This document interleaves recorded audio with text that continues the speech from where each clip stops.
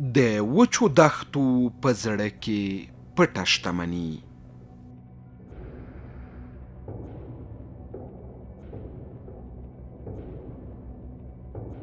هغه عنصر چې د نړۍ د انرژۍ راتلونکې ورپورې تړلې ده.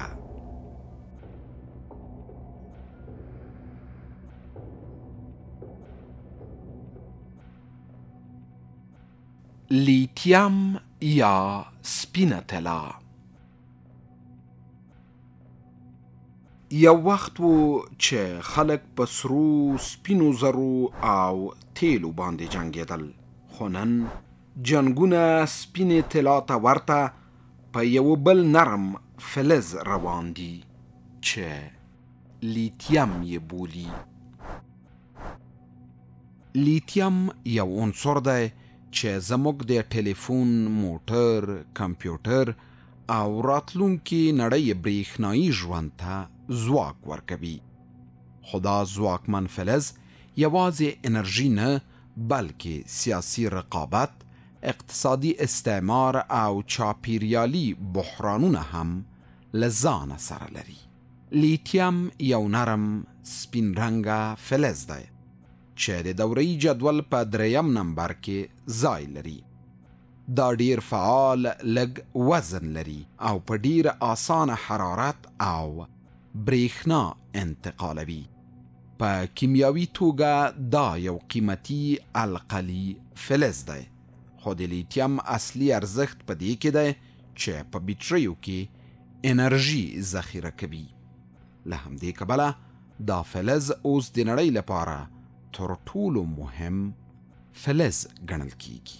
لیتیم د انرژي ذخیره کولو تر ټولو پرمختللې وسیله ده. دا سپین رنګه فلز د لوړ قیمت، چټک چارج او اوږد عمر له امله د ګرځنده وسایلو، لپټاپونو، ډرونونو، حتی فضایي راکټونو لپاره استعمالیږي.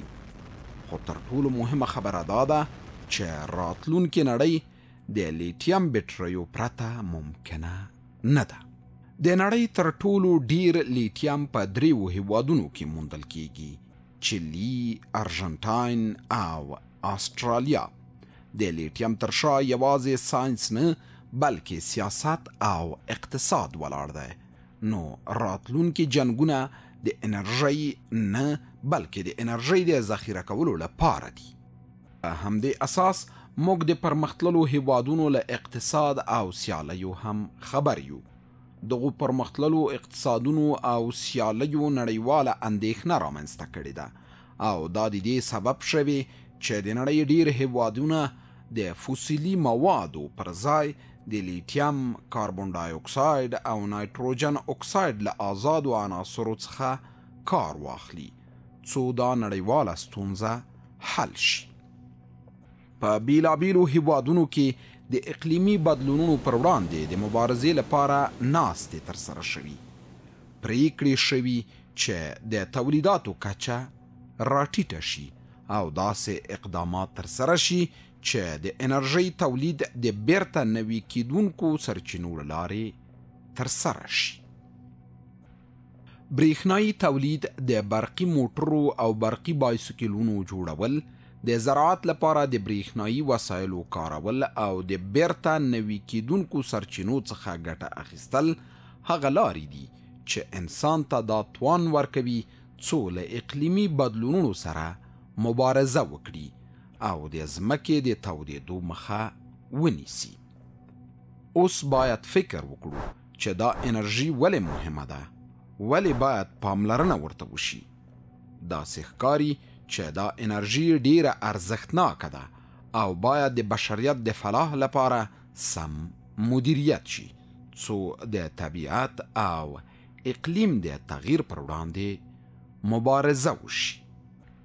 لیتیم د مندلیف له مخې ثبت شوی عنصر دی چې د فضایي او صحي وسایلو، د درملو جوړولو او نورو برخو کې کارونه لري چې ارزښت یې د یو ستراتیژیک محصول په توګه بدل شوی دی.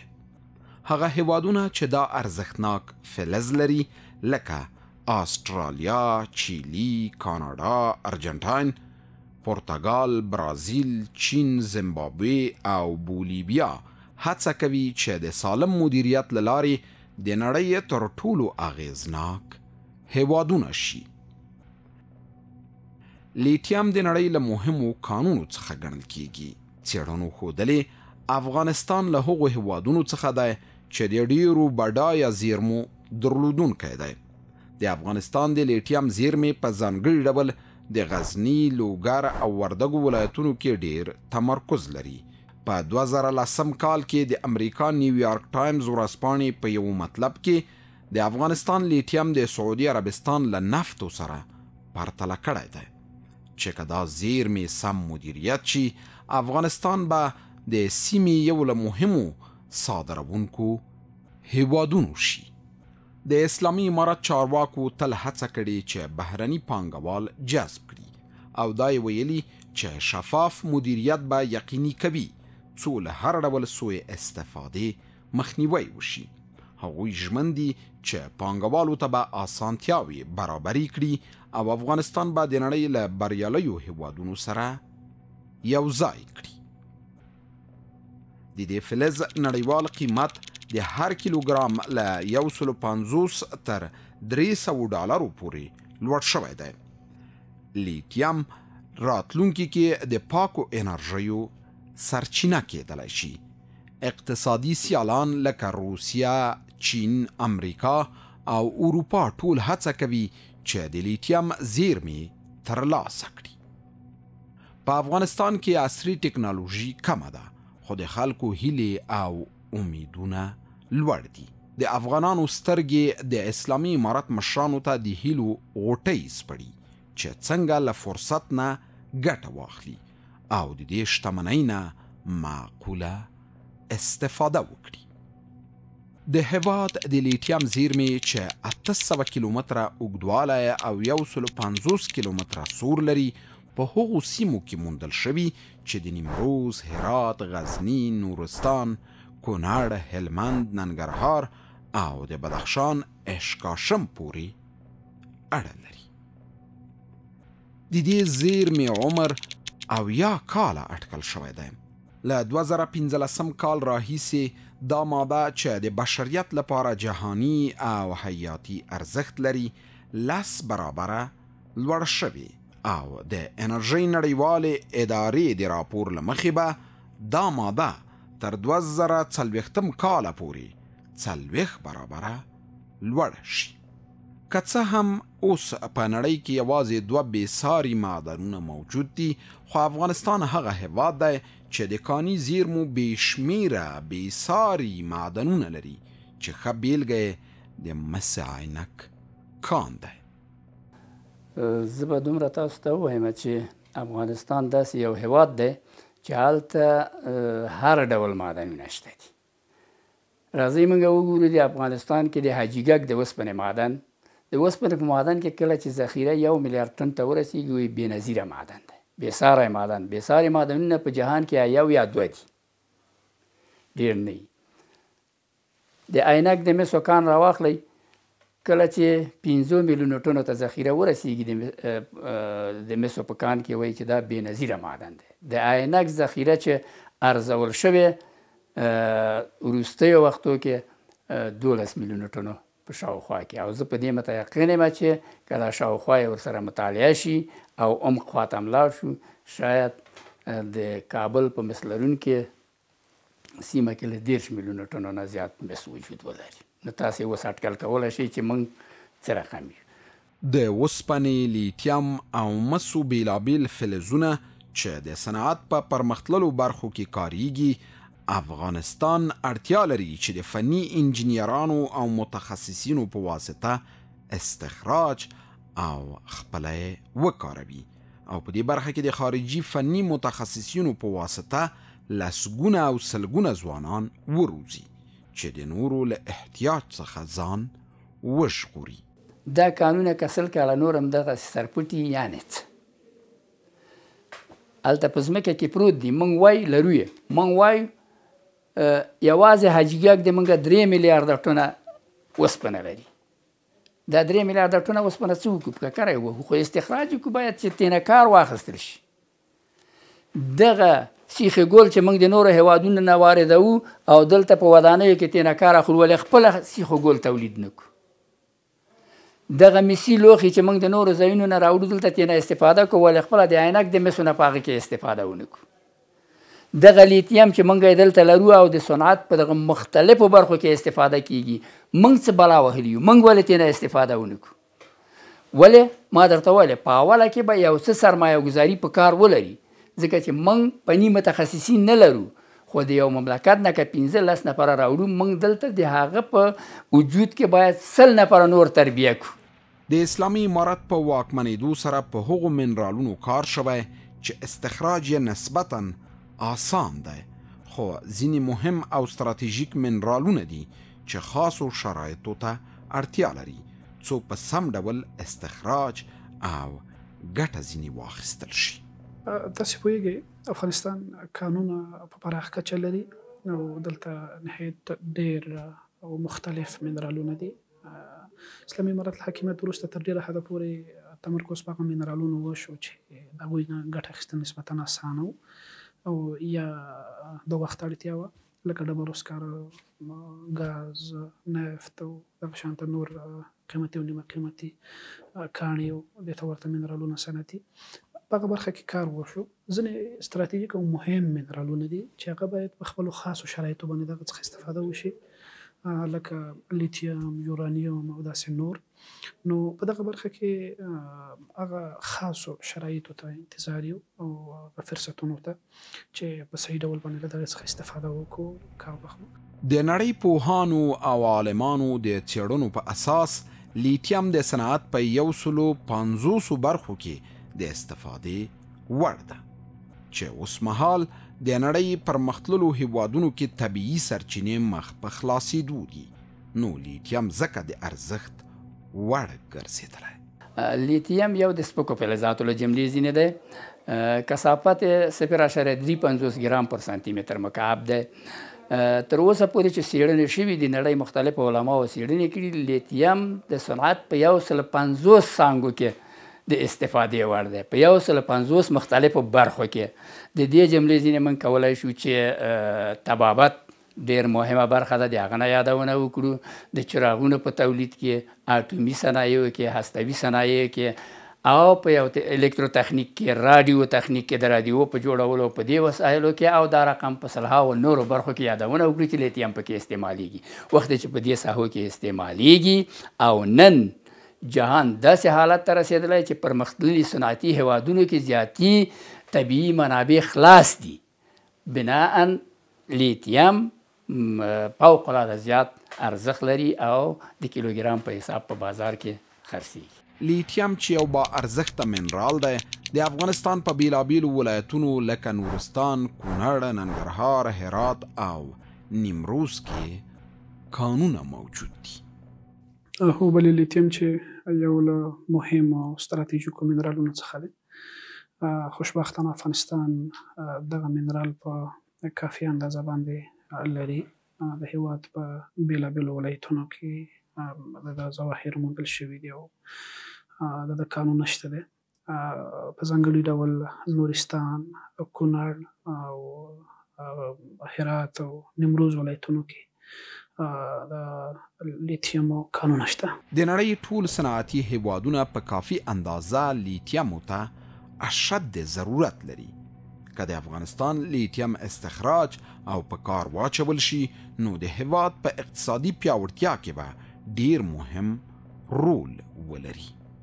نو دا واضح خبره ده وخت چې مونږ وایو چې 3 میلیونه ټنو نه زیات هغه ابتدایي څېړنو کې 3 میلیونه ټنه هغه وخت چې روسانو دلته هغو ښودلي دي. ما درته ویلې مونږ چې هغه کړي دي دا 2 چنده زیات کړي دي او زه په دې باندې متیقن یم چې دا له دې نه هم زیات دي. مونږ معدن لرو، ظواهر معدني لرو. وایو معدن د ځمکې د قشر هغه برخه ده چې هلته د ګټورو موادو تجمع په دې اندازه صورت نیولي چې استخراج اقتصادي وي او د صنعت د غوښتنو جواب ویونکی وي. او معدني ظهور د ځمکې هغه برخه ده چې پارامترونه یې تر اوسه دقیق مطالعه شوي نه دي. موږ که 10 معدنونه لرو په سلهاو ظواهر معدني لرو. که دا ظواهر معدني مطالعه شي شاید د لیتیم ذخایر د دونه هم څو ځله زیات شي. د دې د ساحو د استعمال په حساب د اوسنی بازار چې لرو زه فکر کوم ټول پرمختللي صنعتي هیوادونه بس اشد ضرورت لري لیتیم ته چې لري. په دې حساب سره فوق‌العاده اقتصادي ارزښت لري او که چیرې موږ په کار واچوو د افغانستان د اقتصاد په بیا پیاوړتیا کې به فوق‌العاده رول ولري. د لیتیمو اوسنی بازار او قیمت به په راتلونکي کې څو چنده لوړ شي ځکه هغه وسایل چې د دغه منرال په کارونې جوړ شوي نړۍ په دې هڅه کې ده چې پراختیا ورکړي. زه داسې فکر کوم چې د لیتیمو ارزښت په راتلونکي کې نسبت دغه اوسني حالت ته څو ځله باید لوړ شي ځکه چې هغه وسایل چې جوړ شوي دي او خلک ترېنه استفاده کوي او په هغې کې د لیتیمو نه کار اخلي هغه نور ایسته نشي اچولی باید نور تولید کړي چې نور یې تولیدوي لیتیمو ته ضرورت ده.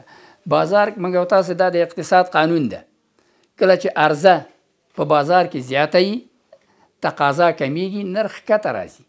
کله چې عرضه کمیږي تقاضا زیاتیږي نرخ اتومات لوړیږي.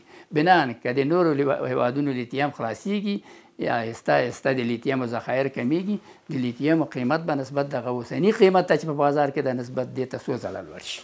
لیتیم به د افغانستان په راروانه اقتصادي وده کې پراخه ونډه ولري خو دا هم باید له پامه ونه غورځول شي چې دغه منرال په ډیره کمه فیصدي په کانو کې موندل کیږي او افغانستان له دا ډول کانونو څخه غني او شتمن هیواد دی.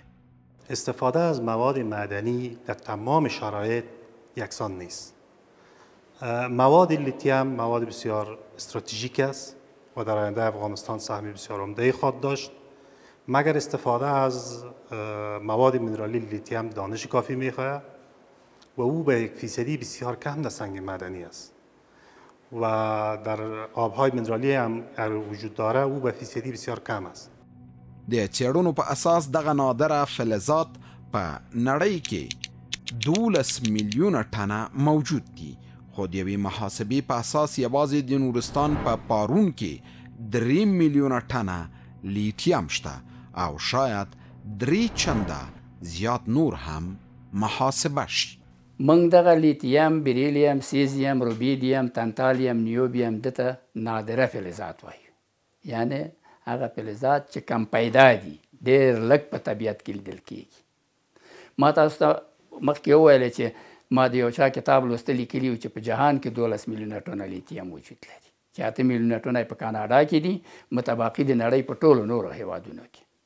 ولې زه په ډېر احتیاط سره چې محاسبه کړی یوازې د پارون په یوه کوچنۍ ساحه کې په څو معدنونو کې موږ د 3 میلیونه ټنو نه زیات لیتیم لرو او که چیرې دا په هم کې محاسبه شي چې موږ مطمئنا داسې مدارک لرو کولی شو دا ذخایر تر 500-700 متره ژوروالي پورې محاسبه کړو. کیدای شي دغه ذخایر 3 چنده نور هم زیات شي. دومره درته ویلی شم چې دا څوک چې وایي چې د افغانستان طبیعي منابع 3 تریلیونه ډالر دي او دا دي او هغه دي زه وایم چې له دې نه هم شاید ارزښت زیات وسي. کانونه د افغانستان په اقتصادي وده کې مهم او اساسي رول لوبولی شي خو ثبات، پوهې او تجربې ته اړتیا لري چې دا کانونه استخراج او په پیسو بدل شي. معادن موجود در افغانستان در رشد اقتصادی افغانستان رول بازی کرده میتونه مگر در ایجا تبدیل معدن به پول یا تبدیل معدن به نان چند چیزی اساسی میخواه. یک چیزی اساسی که میخواه او ثبات است، پولی وافر اقتصادی است که ما باید داشته باشیم، دانش کافی باید داشته باشیم که نقص استفاده از معدن است.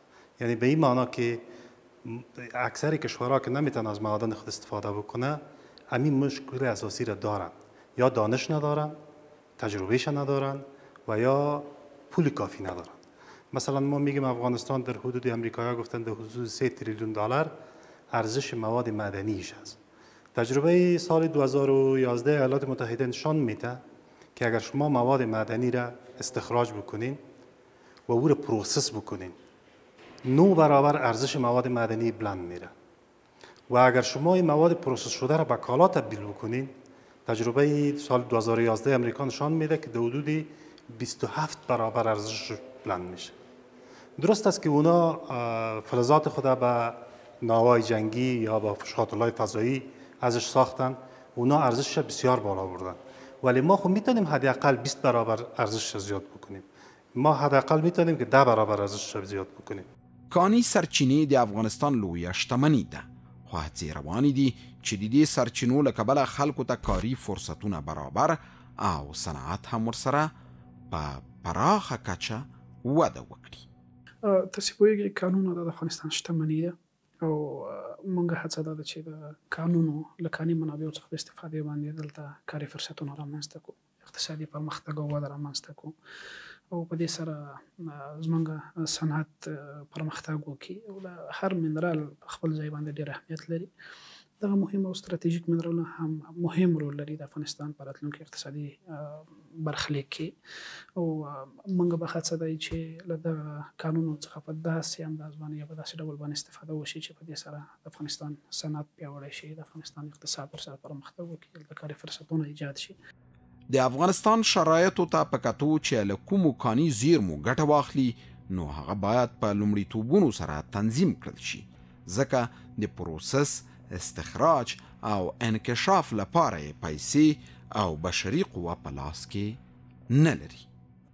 ما نه متخصص و نه نیروی بشری کامل داریم که از این منابع مدنی خود استفاده کرده بتونیم، نه پول کافی داریم که از این منابع خود استفاده بکنیم. پس ما باید چی بکنیم؟ پیشنهاد من حیث یک عضو علمی پوهنتون پلی‌تکنیک افغانستان این است که معادن وزارت محترم معادن باید اولویت بندی بکنه. این به این معنی است که تمام معادن باید از نظر تکنیکی، از نظر اکتشافی، از نظر اقتصادی، این که ما امروز چطور میتونیم در شرایط افغانستان از استفاده بکنیم، یا باید تمامش اولویت بندی شود. بعد از اولویت بندی باز ما سرزی فکر بکنیم که از کدام مواد چرا در این زمان استفاده بکنیم. منظور پارامترهای زیاد اینجا دخیل است. منظور مزی است که ما در شرایط افغانستان چطور میتونیم از منابع معدنی خود استفاده خوب بکنیم. د کاني زیرمو د محصول تر تولید پورې ټول کارونه باید په هیواد کې دننه سر ته ورسیږي او افغانان پکې کار وکړي، هسې نه چې بهرنۍ کمپنۍ د مسو ترڅنګ سره زر هم ورڅخه یوسي. حتی تر ساختماني ډبرو باید په افغانستان کې تولید او صیقل شي. که په دې برخه کې متخصص او فني خلک نه وي نو باید ورته تربیه شي. د ما دا مشوره ده چې د مختلفو معدنونو په قراردادونو کې د کانونو او پترولیم وزارت باید د متخصصینو سره مشوره وکړي. مثلا دغه ټیپ معدن د عینک چې موږ په افغانستان کې لرو، په جزګازګان د پخواني شوروي جزګازګان په قزاقستان کې یو ساحه وه او په چوکي کماته په چیلي کې یو معدن ده چې تقریبا د عینک سره هم ټیپه دي. دغه ټیپ معدنونه د عینک په جهان کې علاوه له مسونه سره زر لري، سپین زر لري، مولبدین لري، ولفرام لري، د موږ معدن یې ولې ونه لري. خو دا باید مطالعه شي. داسې نه شي چې اوس موږ هلته چینایانو ته په قرارداد ورکړی د مسو استخراج سره زر هم رانه ویسي. ځکه ما پیشنهاد کړی و چې تر نهایي محصول تر تولید پورې باید ټول کار دلته سرته ورسیږي. د موږ افغانان باید پکې کار وکړي. حتی دغه معدني هغه ساختماني ډبرې چې موږ تولیدوو دلته په افغانستان کې باید دننه تولید شي. مثلا د هغه نه مرمر دي، مرمر چې حکاکي کوو صیقلوي، موږ خپل مرمر لیږو، بیا د پاکستان نه د مرمرو تختې راغواړو. دا څه معنا لري؟ خپل مرمر لرو خو خپل باید صیقل کړو، که نه لرو متخصص ورته خو باید تربیه یې کړو. د بهرنیو متخصصینو سره اوږه په اوږه افغانانو ته د کار زمینه برابره شي، څو فني پوهه ترلاسه او د نورو کانونو په استخراج کې د پردیو له احتیاج څخه ځان خلاص کړي. که موږ هر معدن په قرارداد ورکوو، هر معدن چې په قرارداد ورکوو، که هغه د وسپنې وي، که هغه د مسو وي، که هغه د لیتیم وي، که بل وي، تر هغه پورې چې موږ نهایي محصول تولیدوو ټول کارونه باید دلته په داخل د مملکت کې سرته ورسیږي. که موږ دا کارونه په مملکت کې سرته رسوو خیر دی. د اول ځل دپاره 1 2 3 5 نفره به د بیرون نه راوغواړو چې ولې پرسونل تخنیکی پرسونل باید افغانانی چې هغه یې باید زده کړي په جریان د استخراج کې. یو معدن کې چې موږ 15 استخراجیان تربیه کړل د 100 معدنونو مشکل هم حل کیږي. دا چې لیتیم په راتلونکي صنعتي نړۍ کې مهم رول او ځانګړی ځای لري، نو اسلامي امارت غواړي په داسې شرایطو کې پرې کار وکړي چې قوي او با تجربه شرکتونه افغانستان ته راشي او دوی مالی او تخنیکی ظرفیت هم ولري. لیتیم په راتلونکي صنعتي دنیا کې ډېر مهم رول لري، مهم ځای لري او موږ به په داسې شرایطو باندې په دې باندې کار کوو چې داسې قوي شرکتونه، با تجربه شرکتونه هغوی راشي چې هم مالی ظرفیت او اړتیا ولري، هم تخنیکي ولري، په داخل افغانستان کې هغوی معیاري اکتشاف وکړي، استخراج وکړي او حتی نهایي پروسس هم په داخل افغانستان کې وکړي. او په دې دې چې موږ خام مواد صادر کوو، حتی وکولی شو له دې څخه چې څومره توکي جوړیږي هغه په افغانستان کې جوړ شي، که هغه برقي موټرې دي، که هغه بیټرۍ دي، که هغه نور وسایل دي، هغه په داخل افغانستان کې جوړ شي او افغانستان وسایل صادر کړي، نه دا چې خام مواد. لیتیم د پرمختللې نړۍ لپاره یوه ستره هیله ده. هر ورځ چې تیریږي لیتیم د نړۍ لپاره د اکسیجن حیثیت پیدا کوي، ځکه دا منرال د بشریت راتلونکی، د ملتونو واکمني او د اقتصاد تسلط دی. نو لیتیم کولی شي هیوادونه له فقر نه خلاص کړي. افغانستان هم د نړۍ له هغو هیوادونو دی چې د لیتیم لوی زیرمې لري. په همدې اساس د اسلامي امارت مسؤلین ژمن دي چې د هیواد اقتصاد پر پښو ودروي. په همدې موخه د معدني زیرمو لکه لیتیم استخراج ته جدي پام شوی چې دا کار به د افغانستان اقتصادي ځان بسیا کېدو ته لاره هواره کړي او هیواد به له فقر څخه وباسي.